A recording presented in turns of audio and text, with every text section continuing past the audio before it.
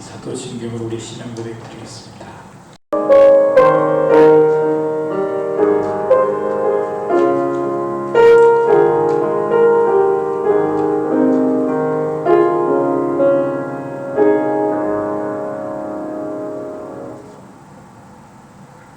하나님의 말씀 우리 같이 함께 낭독하겠습니다. 하나님의 말씀은 요한복음, 제가 주어에 좀 잘못 기록했는데 16장 19절에서부터 26절까지입니다. 우리 같이 한 목소리로 천천히 함께 낭독하겠습니다. 예수께서 그 묻고자 함을 아시고 가라사대 내 말이 있으면 나를 보지 못하겠고 또 조금 있으면 나를 보리라 하므로 서로 문의하느냐. 내가 진실로 진실로 너희에게 이르노니 너희는 곡하고 애통하리니 세상이 기뻐하리라. 너희는 근심하겠으나 너희 근심이 도리어 기쁨이 되리라. 여자가 해산하게 되면 그 때가 이르렀으므로 근심하나 아이를 낳으면 세상에 사람 난 기쁨을 인하여 그 고통을 다시 기억지 아니하느니라. 지금은 너희가 근심하나 내가 다시 너희를 보리니 너희 마음이 기쁠 것이요 너희 기쁨을 빼앗을 자가 없느니라. 그 날에는 너희가 아무것도 내게 묻지 아니하리라. 진실로 진실로 너희에게 이르노니 너희가 무엇이든지 아버지께 구하는 것을 내 이름으로 주시리라. 지금까지는 너희가 내 이름으로 아무것도 구하지 아니하였으나 구하라 그리하면 받으리니 너희 기쁨이 충만하리라. 이것을 비사로 너희에게 이르렀거니와 때가 이르면 다시 비사로 너희에게 이르지 않고 아버지에 대한 것을 밝히 이르리라. 그날에 너희가 내 이름으로 구할 것이요 내가 너희를 위하여 아버지께 구하겠다 하는 말이 아니니. 아멘. 시간에 우리 특송 찬양 드리겠습니다. 오늘은 482장 찬송가 우리 드립니다.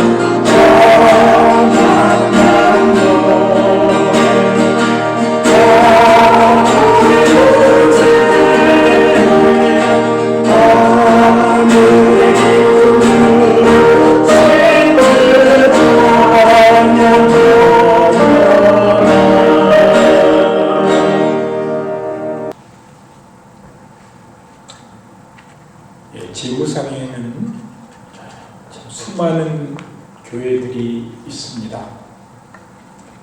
그런데 그런 교회 중에서 목사님이 이 설교 가운데 메시지를 선포하면 또 교회가 목표로 하고 있는 그런 방향들이 있습니다.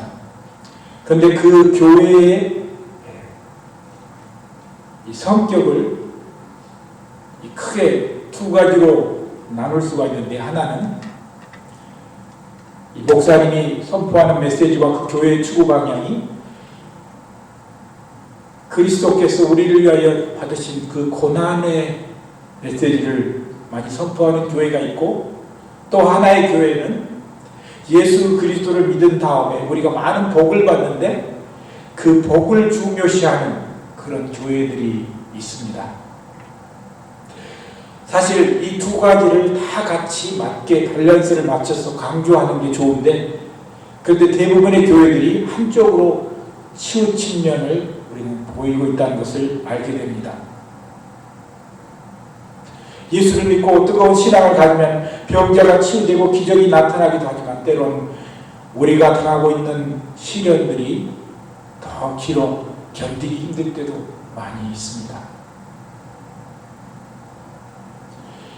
대체적으로 목사님들이 하는 말씀이 너무 교회에 나올 때 고난을 강조하면은 성도들이 힘들어하고 교회 많이 나오지 않는다, 이렇게 얘기를 합니다.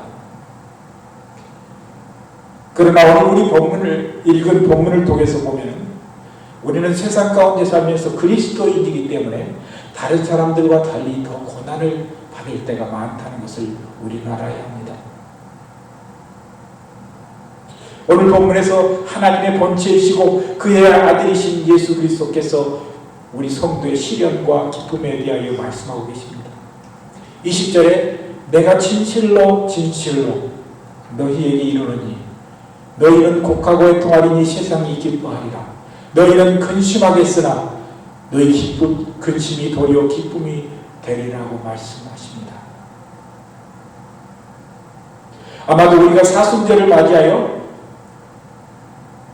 우리가 때로는 고통스럽고 힘든 그런 고난의 세월을 우리가 왜 보내야 하며 우리의 신앙에 그것은 어떠한 영향을 주는지 우리는 이 사순절 기간에 더욱 느끼며 또 우리가 생각하게 합니다. 그래서 이 그리스도인들이 받아야 할 그런 고난들을 우리는 이 사순절 기간에 더욱 깊이 되새기어야 하는 것입니다. 그런데 이런 우리가 받는 이 고난이 단순히 아프고 견디기 힘든 그것을 떠나서 우리에게 주어지는 몇 가지 이 고난이 우리에게 가져다주는 유익이 있다는 것입니다. 제일 먼저 보면은 고난은 우리 나 자신에게 커다란 유익을 가져다 준다는 것입니다.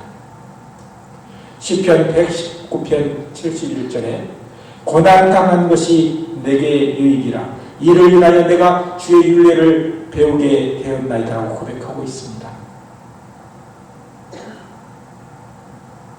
오늘날 이 한국을 비롯해서 이 자살률이 참 높습니다.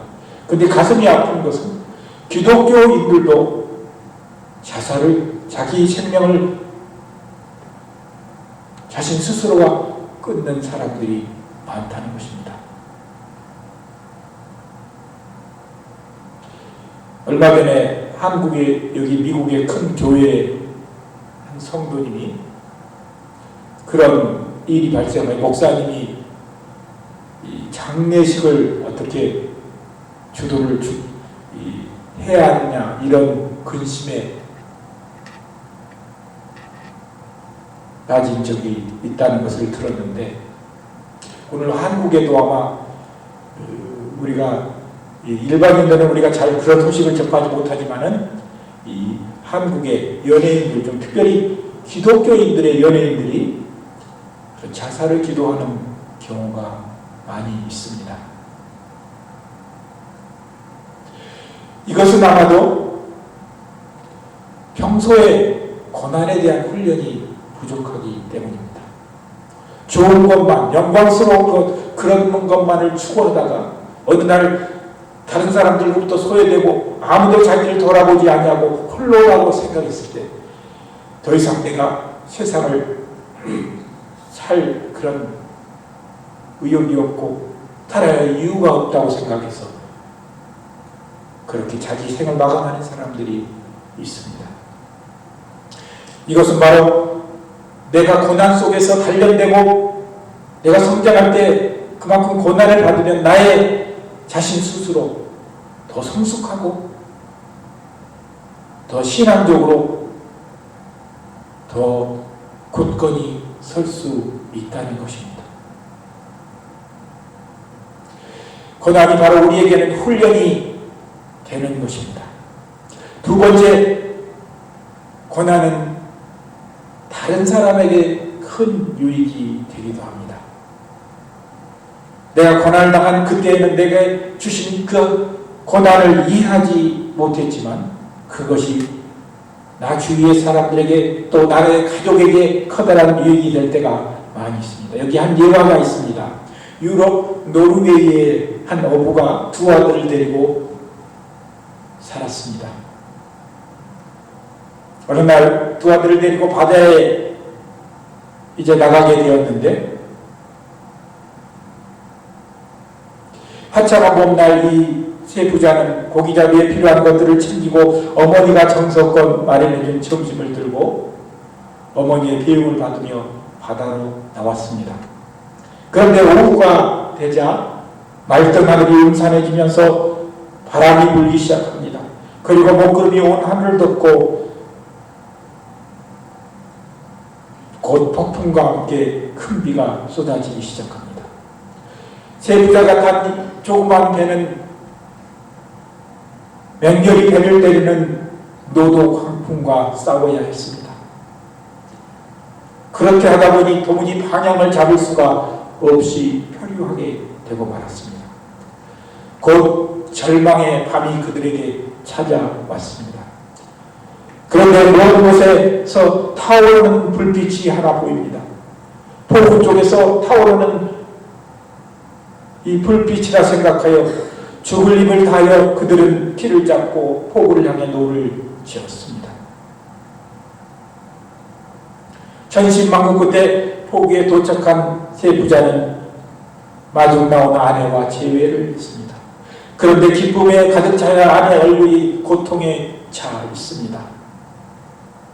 아내의 자초지정을 들어보니 바다에서 본 이 세 부자가 본 불빛은 그의 집이 타오르는 불빛이었습니다. 부엌에서 실수를 해서 집에 불이 나서 온 집을 태웠다고 아내가 슬픔에 찬 얼굴로 울먹이며 상황을 설명했습니다. 남편이 하는 말이 몇 시간을 심한 풍랑으로 헤매다가 난파 직전에 그 불기둥을 보고 키를 잡고 노를 저 이곳에 올 수 있었소. 우리가 살았으니 집은 다시 고생하여 지읍시다 라고 아내를 위로하며 하나님께 감사의 기도를 드렸다는 예화가 있습니다. 이 예화는 우리 인생의 실상을 보여줍니다. 노련한 어부는 그날도 망망대해를 향해 노를 졌습니다. 그리고 삶의 기로에서 방황한 것입니다. 인생을 즐기는 사치스러운 사람에게만 무서운 폭풍이 오는 것이 아니라 정말 착하고 성실하고 부지런히 사는 사람에게 운명의 커다란 파도는 찾아옵니다. 우리가 감당할 수 없을 정도로 그렇게 몰려옵니다. 그러나 하나의 무서운 절망의 시련이 지나면 소망의 문이 열리는 것이 우리 인생의 모습입니다. 우리는 커다란 고통과 환난 속에서 우리는 한 불빛을 찾을 수 있습니다. 그 불빛은 우리의 영혼과 생명을 구원합니다. 이 성경에서 우리는 불에 대해서 많이 나온 것을 찾아볼 수가 있습니다. 불은 여러 가지 의미가 있습니다. 하나님의 임재와 그 상징입니다. 첫째. 그리고 하나님의 응답의 상징이라고 레위기서 9장 24절에 나옵니다. 하나님의 보호와 상징이라고 출애굽기 13장 22절에 나오기도 하고, 또 불은 훈련과 시험이라고 민수기 3장 3절에 나옵니다. 여러 가지 이 불이 상징하는 것이 많습니다. 말씀의 상징, 심판의 상징, 오순절에는 성령 충만한 역사를 불로 통해서 표현해 주고 있습니다.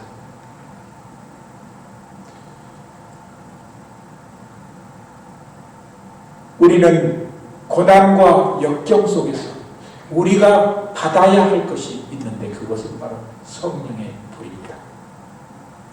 저는 특별히 우리 교회가 고난을 견디며 승리하기를 원합니다.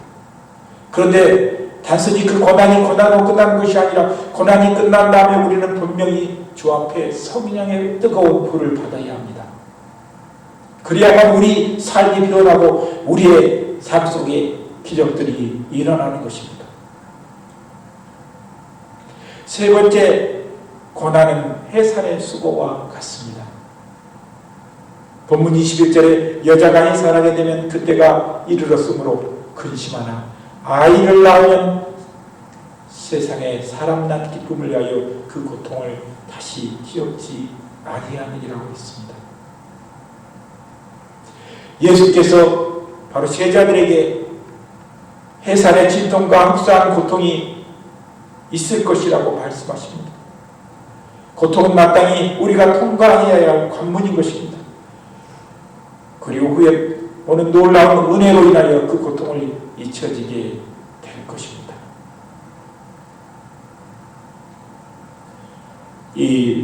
지난 목요일에 우리 윤남식 집사님 집에 삶 속에 아마 저한테 얘기하기를 자기 인생에 처음으로 그렇게 눈보라가 치고 눈이 많이 쌓이는 것을 보았다고 했습니다. 이 집 주위에는 있는 대부분의 그 활력소 나무들은 그 무게를 견디기만 다 쓰러지고, 심지어 이 그라지 지붕까지도 치러쳐서 그런 두려움 속에 저한테 전화를 하는 것을 들었습니다. 그래도 우리 차의 큰딸이 그 험한 이 길이 대부분 막혀졌는데, 정말 어떻게 이 천신만고 끝에 이 산타크루즈 쪽을 향해서 가서 한 4시간 가까이 헤매다가 어머니 아버지를 이렇게 구조해서 데리고 나왔는데, 우리는 때때로 이런 우리가 상상하지 못하는, 우리가 이해하지 못하는 고난이 우리 그리스도인들에게도 찾아옵니다. 우리의 삶 속에 이런 고난들이 없다면 우리는 어떠한 인생의 영적인 그런 삶을 살 수 있는지 우리는 생각해 보아야 하는 것입니다. 많은 교회에서 외치는 그런 메시지들이 예수를 믿으면 커다란 복을 받고 가정이 잘 되고 사업이 잘 되고 자녀가 커다란 프로스퍼러한 물질적인 복을 받는다고 그렇게 외치는 복음의 메시지가 많습니다. 그러나 그것이 전체적으로 잘못됐다고 말하지는 않습니다. 그러나 그것을 강조하는 것은 대단히 문제가 큰다는 사실을 우리는 알아야 합니다. 이제 말씀을 맺겠습니다. 오늘 본문 23절에는 그날에는 너희가 아무것도 내게 묻지 아니하리라. 내가 진실로 너희에게 이르노니 너희가 무엇이든지 아버지께 구하는 것을 내 이름으로 주시리라는 귀한 말씀이 있습니다. 이 원어 성경에 보면 그날에라는 그날에 이 테헤메라라고 표현되어 있는데, 이 많은 신학자들, 웨스트 교수들은 이 테헤메라라는 이 그날이라는 그 말을 오순절에 성령이 임하는 고로만 단정지으는 해석들을 하는데, 주님이 말씀한 진정한 그날이라는 것은 주님이 부활하신 날만이 아니고 또 오순절에 성령이 임했던 그날만이 아니고, 장차 우리가 고난 속에서 세상을 살지만 우리가 우리 삶이 다해서 주님 앞에 서거나 아니면 우리 주님이 우리를 위하여 다시 오실 그 날을 또한 포함하고 있는 것입니다. 오늘 이 시대를 사는 우리는 주님께서 그날에 너희가 내게 아무것도 묻지 아니하리라는 그 말씀을 기억해야 합니다. 우리는 지금도 여기 서 있는 저도 신앙생활을 합니다. 우리의 삶 속에 여러 가지 하나님께 대한 질문들이 나타납니다. 하나님이 들어올 때는 어떻게 해야 합니까? 여기 서 있는 저 또한 때로는 그 해답을 온전히 찾을 수가 없을 때도 있습니다. 그러나 우리 주님께서 분명하게 말씀하십니다. 그 날에는 우리가 이 고난의 모든 관문을 통과하고 그 영광스러운 날이 다가올 그 날에는, 그때에는 더 이상 우리가 아무것도 주님께 묻지 않는다는 것입니다. 지금 여러분들 모든 기도의 응답이 아직 나타나지 않고 있습니까? 내가 오랫동안 기도했던 것이 응답을 받지 못하고 때로는 나의 삶이 여전히 힘들고 고난스럽습니까? 그것은 우리는 고난 그대로 받아야 하는 것입니다. 제가 오늘 설교의 제목을 고난과 소망이라고 했는데, 많은 사람들이 고난과 대조적인 것을 기쁨이라 이렇게 얘기합니다. 물론 성경에도 환난을 당했을 때 기뻐하라 이렇게 되어 있지만, 이것은 그 말이지 대부분의 사람들은 환난을 당했을 때 기뻐하는 사람은 거의 없습니다. 그러나 기뻐하는 대신에 우리가 가질 수 있는 것이 우리에게 하나님께서 주신 영원한 소망일 것입니다. 이 고통과 이 세상의 삶은 다 끝이 아니지. 우리가 사는 이 삶을, 이 힘들지만 힘든 고난의 경주를 하다 보면 결국 우리는 고리점에 다다를 거예요. 그 소망을 우리가 가져야 한다는 것입니다. 내게 고난이 오면 올수록 우리는 그 소망의 끈을 놓지 말아야 합니다. 소망이라는 단어는 90% 이상이 명사로 제가 쓰여 있다고 어딘가 설명했습니다. 믿음과 사랑은 동사로 거의 다 쓰여져 있습니다. 그런데 소망이라는 것은 명사로 쓰여집니다. 그만큼 우리가 흔들지 말고 끝까지 붙들어야 한다는 것입니다. 우리 주님은 오늘 이 16장 33절 마지막 절에 이렇게 우리에게 용기를 주시고 계십니다. 이것을 너희에게 이름은 너희로 내 안에서 평안을 누리게 하려 함이라. 세상에서는 너희가 환난을 당하나 담대하라. 내가 세상을 이기었노라. 우리는 이 말씀을 붙들고 환난 중에서도 고난 중에서도 평안과 소망을 잃지 않는 성도가 되기를 원합니다. 우리 믿음의 교회 성도들이 주 안에서 어떤 고난 속에서도 소망의 끈을 든든히 붙들고 가고,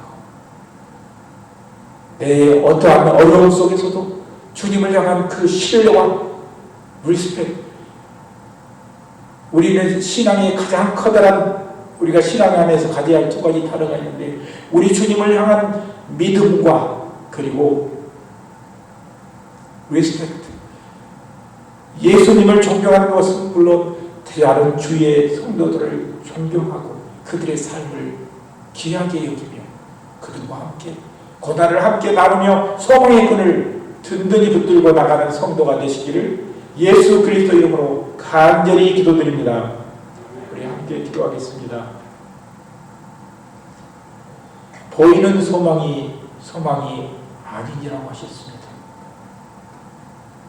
우리는 고난 속에서 우리가 보이지 않는 그 앞에 미래를 우리는 늘 체험합니다.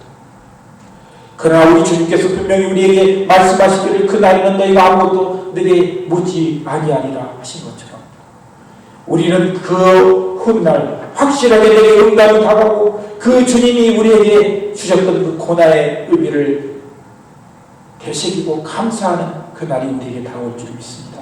우리 성도들이 늘 고난 속에서도 승리하며 담대하게 나아가도록 같이 하여 주시옵소서.